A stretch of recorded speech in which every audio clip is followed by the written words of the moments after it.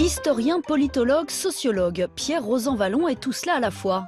La démocratie, la montée des inégalités ou le vivre ensemble sont ses thèmes de prédilection depuis 40 ans. Son livre Le bon gouvernement sort en format poche au mois de janvier. Tout de suite, Pierre Rosanvallon en 3 mots.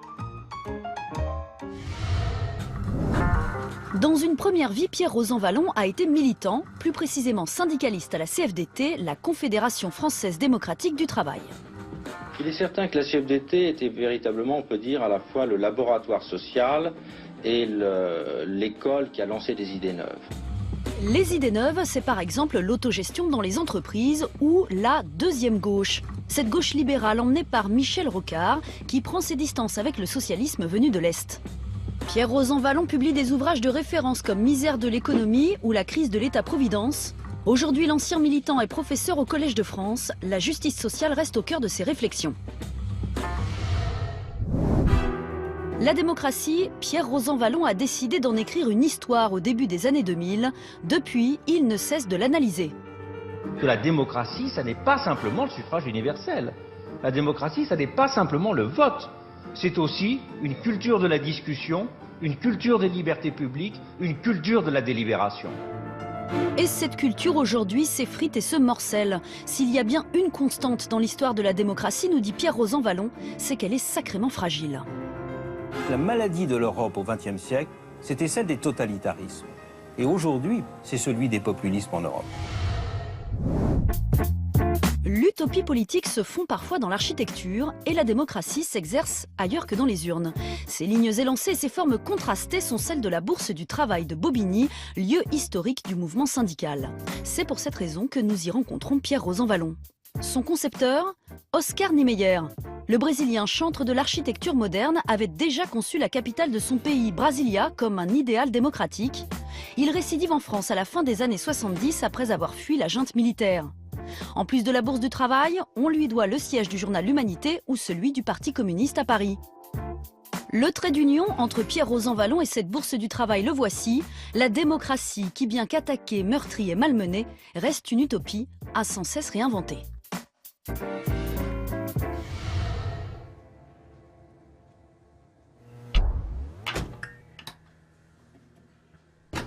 Bonjour Pierre Rosanvallon. Bonjour. Merci d'avoir accepté notre invitation. On est dans un lieu magnifique à Bobigny, juste à côté de Paris, dans un bâtiment construit par l'architecte Oscar Niemeyer. C'est une architecture qui ne ressemble à aucune autre. Elle vous évoque quoi déjà, cette architecture? C'est lui qui a construit aussi à Paris le bâtiment du Parti communiste français. Exactement, c'est le symbole du modernisme des années 60.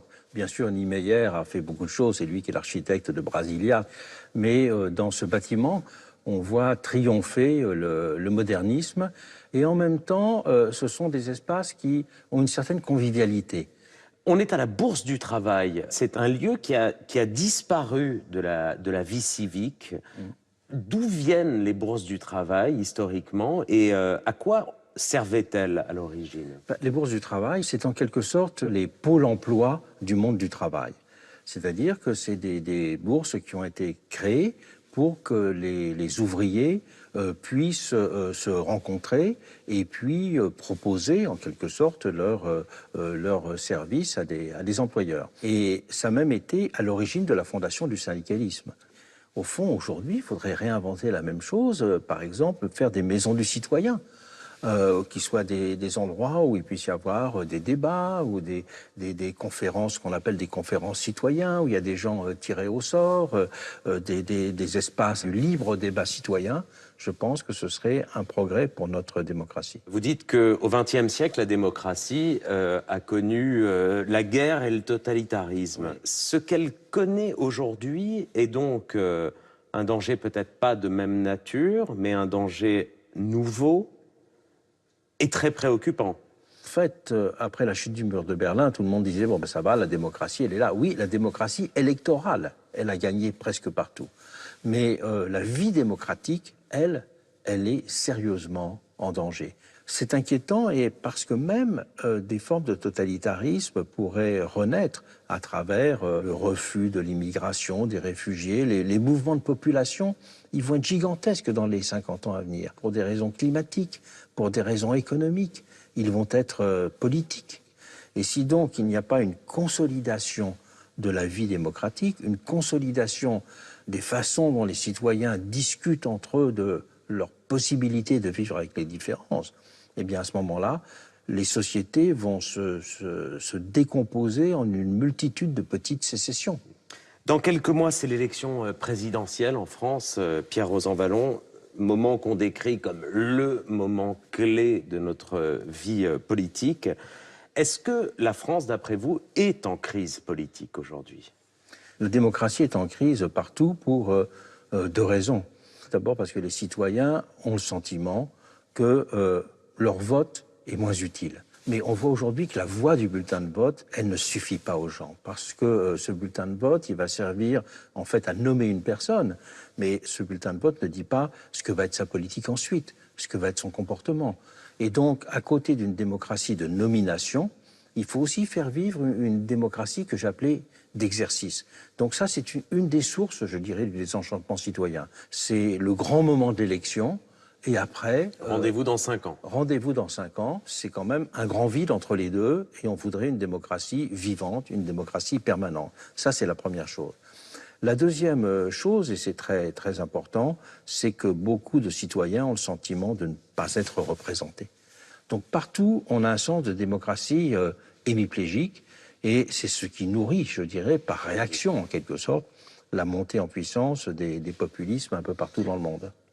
Comment expliquer, Pierre Rosanvallon, ce paradoxe apparent? Il y a une défiance très grande à l'égard des hommes et des femmes politiques.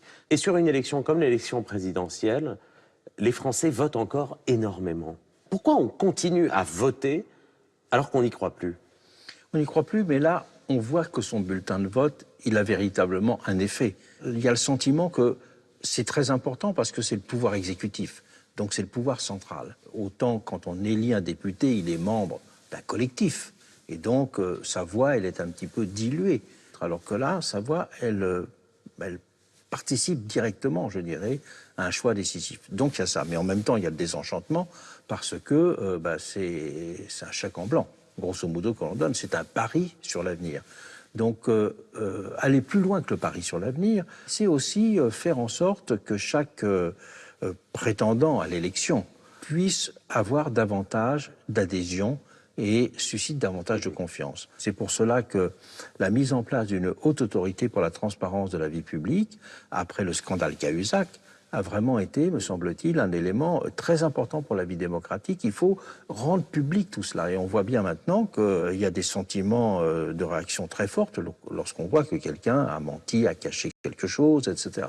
On parle beaucoup du tirage au sort. Ouais. Est-ce que c'est l'une des clés pour revitaliser la démocratie ou est-ce que c'est un gadget? Disons qu'il y a 3 façons de choisir des gens. Il y a l'élection, le tirage au sort et l'examen ou le concours. Ce n'est pas tout à fait la même chose. Non. On peut voter à une élection, choisir quelqu'un parce qu'on aime bien son physique, parce qu'on déteste quelqu'un d'autre.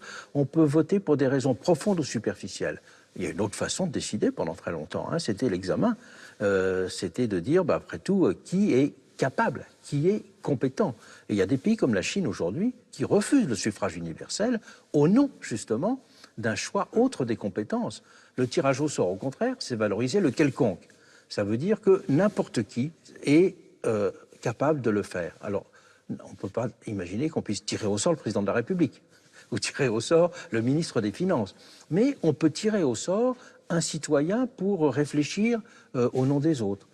Donc, le tirage au sort a sa place, mais il ne faut pas le voir comme une sorte de recette magique qui s'appliquerait à tout. C'est quand même un métier difficile, homme ou femme politique, aujourd'hui. C'est une complexité. C'est très difficile si on les voit comme des personnes miracles, si on les voit comme ceux qui peuvent répondre à tous les problèmes.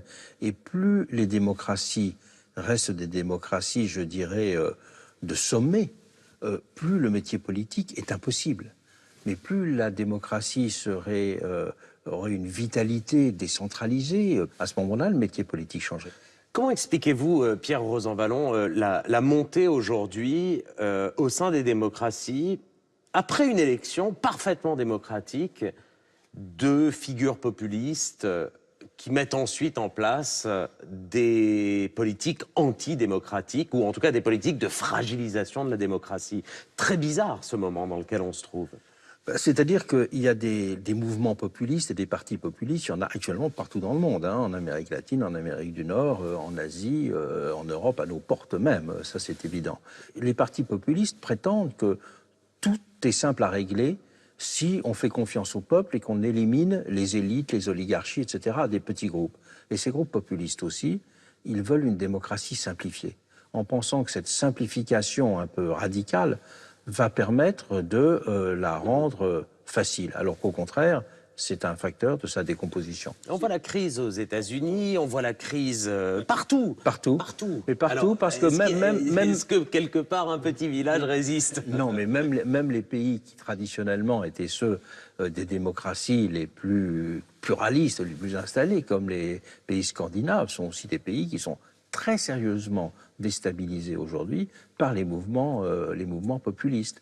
Donc cela veut dire que la démocratie, elle a partout à être remise en chantier. Alors évidemment, si on prend les tout petits pays, il y a un pays dans le monde qui n'a pas d'armée et qui a une grande stabilité institutionnelle, c'est le Costa Rica, qui est aussi un des pays les plus écologiques de la planète. Comment voyez-vous des mouvements comme Nuit debout ou Occupy Wall Street, les mouvements des places en Espagne, le mouvement des tentes à Tel Aviv en Israël, ces mouvements qui surgissent en dehors de la démocratie d'élection, qui disent quelque chose de la crise de la démocratie, et puis, je ne sais pas. Ben, je dirais que ces mouvements, ils sont un symptôme.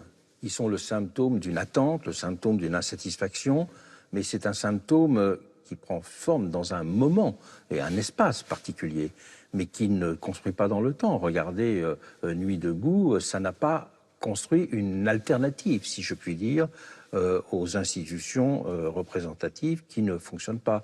On voit bien qu'il y a par de multiples biais qu'il y a une attente, mais il faut que d'une manière ou d'une autre, se sont parlé tout à l'heure de nouveaux lieux à inventer. Il faudrait qu'il y ait des maisons du citoyen, des maisons de la démocratie, et pas simplement des parlements. Moi, j'ai employé l'expression de construction d'un parlement des invisibles.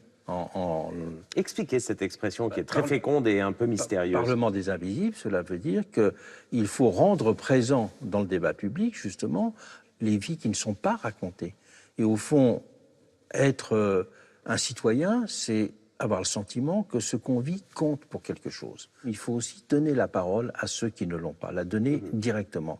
Vous avez créé une collection qui donne la parole à ceux que vous appelez les invisibles.